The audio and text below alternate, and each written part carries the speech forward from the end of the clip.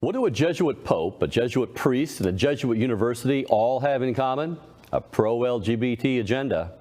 On Pope Francis and crew, Church Militant's Rome correspondent, Dr. Jules Gomez. Jules, Pope Francis is recovering from his surgery, still in the hospital, supposed to be out tomorrow, but he still took the time to once again promote the agenda of homosexualist priest Father James Martin. Tell us about it. Brad, Father James Martin, a Jesuit, is the world's most notorious Catholic homo heretic.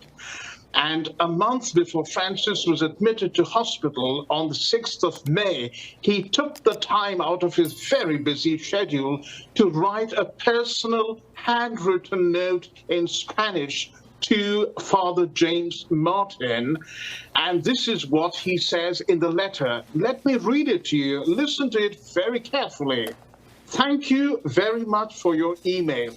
Thank you for all the good you are doing. Thank you. I pray for you. Please do so for me. I send my best regards to the members of the meeting at Fordham University. That's the Jesuit pro-LGBT university. Thank you for delivering it to them. In my prayers and good wishes are you and all who are working at the Outreach Conference. This is the pro-LGBT conference we're going to talk about. Again, Francis writes, thank you for your witness. May Jesus bless you and the Holy Virgin take care of you. Francis thanks Father James Martin 5 times in this little letter. Well, you know, and he's talking about there, as you briefly mentioned, this is in reference to the Pro-Transgender Summit at Fordham Jesuit University in New York City, which starts tomorrow and is actually rolling on and through Sunday. Can you tell us about that? One of the most striking things about this conference is the lineup of speakers. It looks like they're all from the Hall of Homosexual Shame. We begin with Father Brian Masingale, who is a very prominent LGBT activist. He himself is openly homosexual. I don't know how he gets away with that. Then, of course, we have Sister Janine Granick, who Pope Francis wrote a personal note to her when she completed 50 years of her ministry, even though she was silenced by the Vatican in 1999 for her totally dissident views on sexuality. She promotes same-sex marriage. And again, in 2010, I think, the United States Conference of Bishops told her that she had no authority to teach on the topic. And then, believe it or not, we have Juan Carlos Cruz, who is an openly homosexual man appointed by Pope Francis. He's a close confidant of Pope Francis to the Pontifical Commission for the Protection of Minors. Let me repeat that. An open homosexual is on the Vatican's Pontifical Commission for the Protection of Minors. Yeah, and that's significant because the John Jay report said that homosexual, the 80% of the abuse that we've witnessed inside the church has been homosexual in nature. A male priest or whatever in the Catholic Church on a post-pubescent male boy or young man, actually. So this, the fact that Sister Jean Gramick, you mentioned one, let's just focus on her for a second. The U.S. bishop said you can't teach, and here they have her as a guest speaker, featured speaker at Fordham University in America here, and this being in New York City, that's where Fordham is. Cardinal Timothy Dolan, of course, is on board with the gathering. What did he have to say about this? Brad, academics would use one word for what is going on, and that is semiotics. Francis is sending out heck of a lot of signals by these, what people might think are very small acts.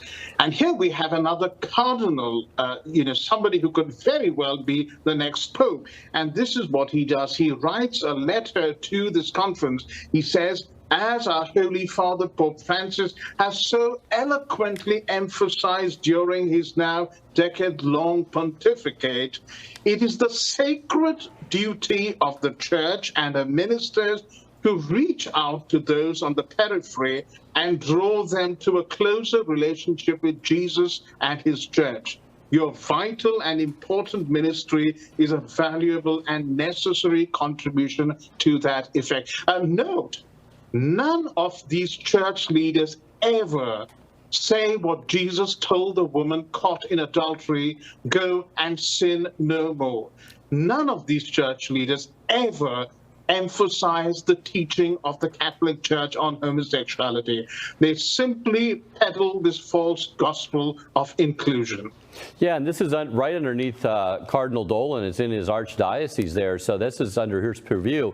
Looking back, I mean, you're saying that none of these people, Martin and Sister Jean Gramick and Godfrey and all these people, they're not, and Massengale, they're not calling the church, they're not calling people to adhere to church teaching. They're actually calling the church to soften, change her teaching on these issues. So looking back at a previous LGBT gathering at Fordham University, the same university, I think it was like in 2017 or so, Father Martin made some bizarre comments to students there gathered. Can you catch our viewers up on that?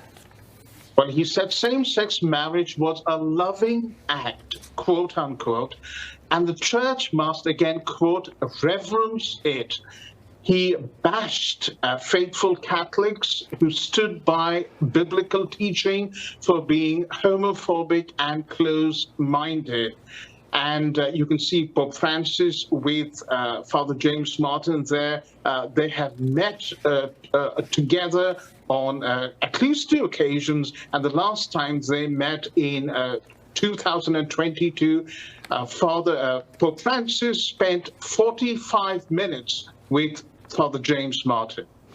You know, and meanwhile, there's stalwart Catholics like TFP, the Tradition Family Property. They're out there fighting the culture war tooth and nail, bringing true Catholic teaching out here onto the front lines. They're resisting this event. They're very vocal about it. Tell us about their take on this event at Fordham. Brad, they very emphatically explain why they are resisting this. Because Father James Martin is not only promoting transgenderism for children. I mean, I think somebody should ask him directly, what does he think of genital mutilation for children? For puberty, using puberty blockers on children. So TFP is very clearly pointing this out. They're also saying that he promotes pride masses and rainbow rosaries, and the very putting together of these terms is blasphemous. It certainly is. And this isn't now, you already mentioned this a little bit here, Jules, but let's put it all together. This isn't the first time Pope Francis has supported Father Martin or honored him, is it?